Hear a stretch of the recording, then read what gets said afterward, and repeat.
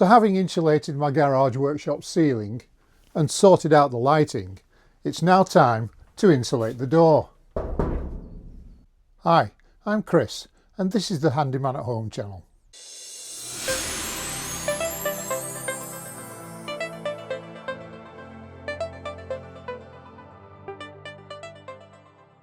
So I'm going to be using 25mm PIR insulation, more on that in a few minutes, but first of all I need to clear some space and maybe give the door a bit of a clean down.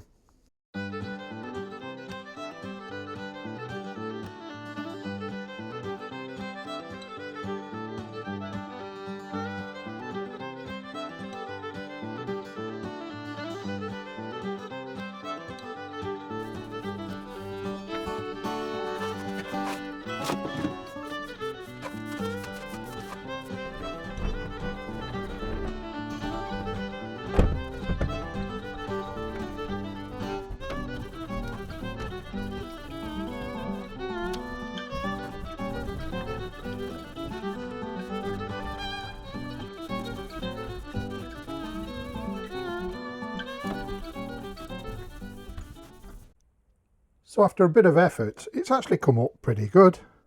Now I guess you could argue, what's the point of cleaning it if I'm just going to cover it in insulation? But for me, it goes against the grain covering up all that dirt. So when I was initially thinking about doing this, I considered a couple of different approaches. The first one was not to insulate the door itself, was to actually construct a timber frame that could be attached to the wall both sides and then insulate that with some maybe 100mm PIR. You lose a little bit of space, wouldn't be able to open the door, and then I thought, well, maybe I could make it in two halves so it would be easily removable and then it would allow me to open the door. But I thought, nah, it's a bit too complicated. So then I looked at, and I've seen a number of people use this approach, just using this aluminized bubble foil insulation, which is what I've used to insulate the ceiling.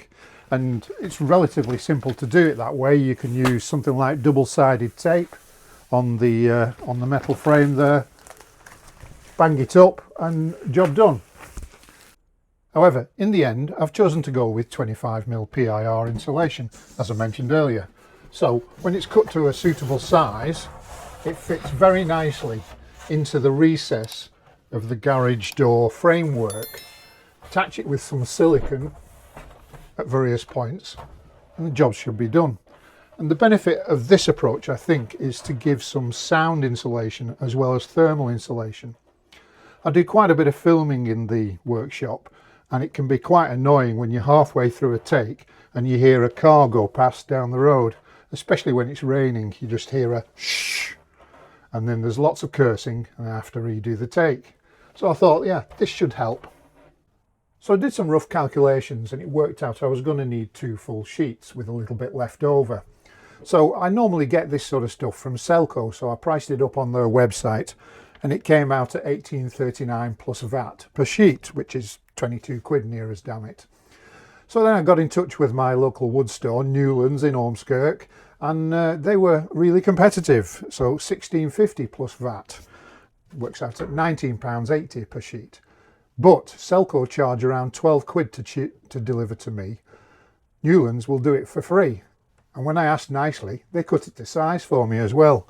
All they needed to do was provide a cut sheet, which I used opticutter.com. Very easy to use. Gave me a nice layout drawing for them to cut to.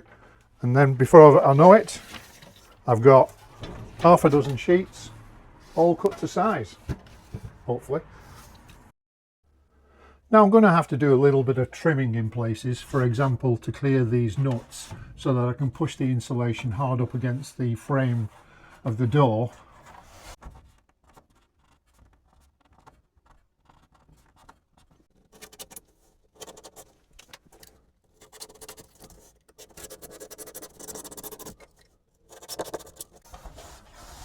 Yeah, that looks okay.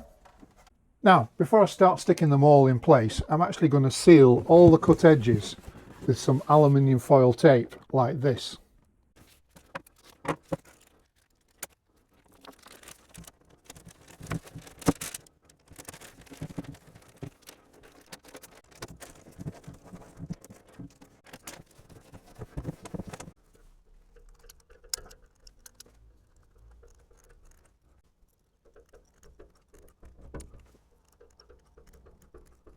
sliding it in is probably going to be quite tricky without smearing the sealant everywhere, but not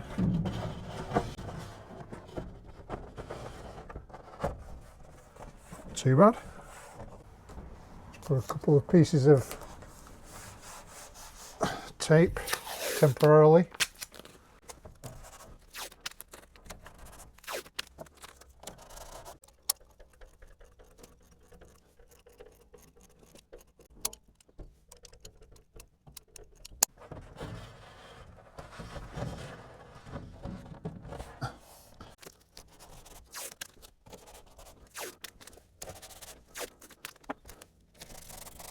Two down, 4 to go.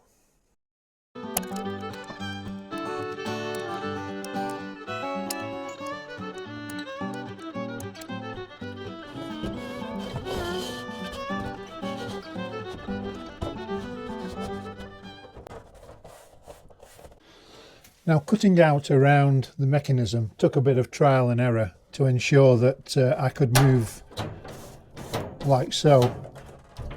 We got there in the end. So just need to seal the edges on these last two pieces and it'll be done.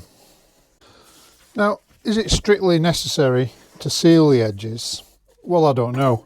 I did have the tape left over from when I was doing the sealing, so it's not resulted in me having to buy anything new. I think they're 45 metre rolls, $6.99 from Tool Station, so not particularly expensive.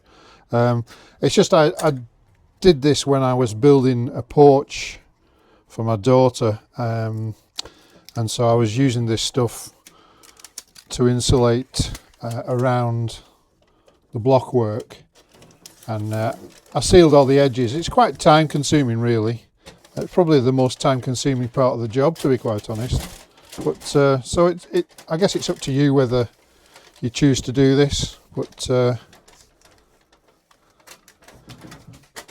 it'll keep any damp out of it, I guess.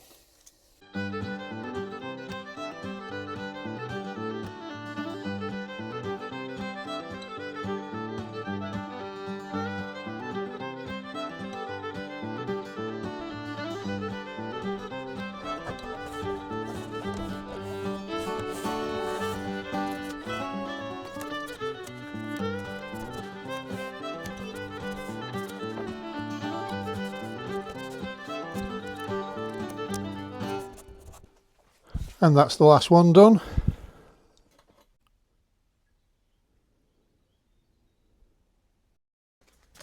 So the fit here is pretty good. There's not much of a gap at all. So I'm just going to put some foil tape over the top. And I don't think I'm going to get much of a draft through it, but it doesn't do any harm. Now the bottom two sections are not as good. There's more of a noticeable gap. So I'm going to shove in some of my bubble foil, see whether I can take that up, and then put a piece of foil tape over the top. So I've just cut a narrow strip, just going to fold it over, double it up, and see if I can cram it into the gap. You know, if you wanted to be a perfectionist, you could probably use some expanding foam, but I haven't got any in it. I don't think it needs that.